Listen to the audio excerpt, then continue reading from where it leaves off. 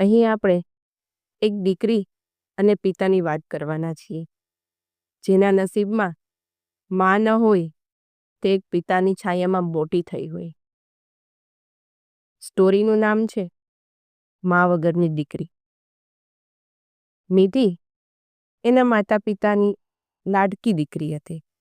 બહુ જ સુંદર હતી. એવું લાગે કે ભગવાને એને ફુરસતમાં બનાવી હતી. તે સુરતથી થોડે દૂર આવેલા એક નાનકડા ગામમાં રહેતા હતા. તેની માં અને પિતા તેના જન્મથી બહુ ખુશ હતા.